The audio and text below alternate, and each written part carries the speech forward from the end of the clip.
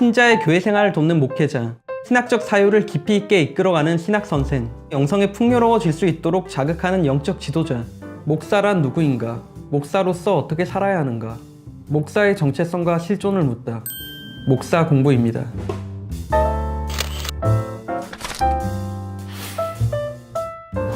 목사 공부는 목사란 누구인가부터 목사의 구원까지를 다루고 있는 에세이집입니다. 유명 교회 목사들의 설교에 대한 날카로운 비평으로 이름을 알린 정용섭 목사는 이 글들을 통해 목사의 길에 대해 밝히고 있습니다. 목사의 소명을 이야기할 때 목사로 부르심을 받았다는 것, 목사가 되는 일에 방점을 찍는 경우가 많습니다. 교회에서는 목사를 특별한 소명을 받은 주의 종으로 극진히 대접하기도 합니다. 저자는 하나님의 부르심을 객관적으로 확인할 길이 없다고 말합니다. 목사의 소명은 한순간에 결정되는 것이 아니라 일상의 자리에서 심화해야 한다는 말입니다. 일상과 전체 삶이 어떻게 연결되는지 예민하게 성찰하면서 수행으로서의 목회를 지향해야 합니다. 목사로서 공부하는 삶을 살아야 한다는 것입니다. 목사 공부는 목사의 구원에 대해서도 질문을 던집니다. 이는 30여 년간 목회를 해온 저자 자신에 대한 질문이기도 합니다. 목사로서 나는 구원을 받았을까? 구원이란 무엇인가? 라는 질문을 스스로에게 던져야 한다는 것입니다. 목사로 평생 살아온 나는 구원받을 수 있을까? 목사는 숙명적으로 이런 질문 앞에 벌거벗고 서야 한다.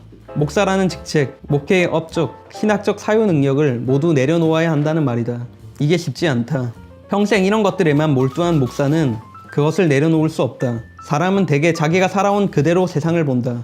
웬만해서는 다른 시각이 열리지 않는다. 저자는 목사가 구원 문제에서 가장 심각한 위기에 있다고 경고합니다. 구원과 구원의 증거에 대해 다그치는 위치에 있기 때문에 목사는 오히려 신자보다 구원에서 멀리 있을 수 있습니다. 다른 이를 구원하는 것보다 자신의 구원에 더욱 천착하는 것으로 목사 공부를 해 나가는 것이 우선이라는 말입니다.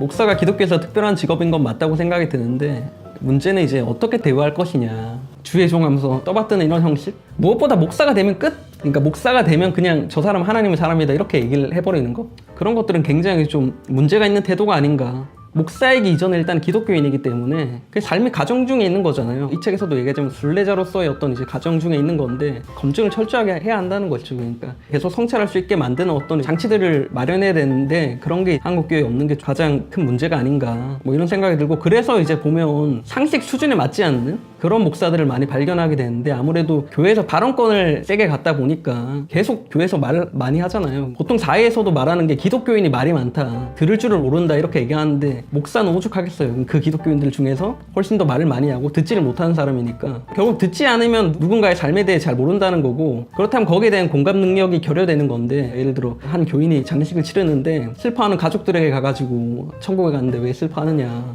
결혼식에 가가지고 주례를 볼 때 결혼했으면 당연히 아이를 낳아야 되고 뭐 이런 식으로 얘기를 하는데, 그렇게 얘기를 했을 때 상처를 받는 사람들이 생긴다는 거죠. 문제는 그 난임이나 불임 문제도 굉장히 요즘에 문제가 되는 부분이고, 장애라든지 이런 것들이 유전이 되기 때문에 자식을 못 갖는 뭐 그런 경우도 생기기 마련인데, 그런 거에 대한 고려는 전혀 없이 그냥 그 메시지만을 이렇게 얘기하는, 이 책 자체는 이제 목사 공부라고 해가지고 목사의 정체성을 이렇게 확증해 나가는 방식 자체를 공부라는 키워드로 뽑았는데, 그러니까 말 그대로 공부가 필요한 거죠. 인간에 대한 공부가. 이 책 같은 경우는 책 읽기를 굉장히 강조를 하고, 인문학과, 철학과, 신학에 대한 어떤 깊은 성찰, 그런 것들이 사실 인간에 대한 성찰과 맞닿아 있기 때문에 끊임없이 생각하고 숙고하면서 자기 자신에게 질문을 던지면서 해 나가야 된다는 거죠.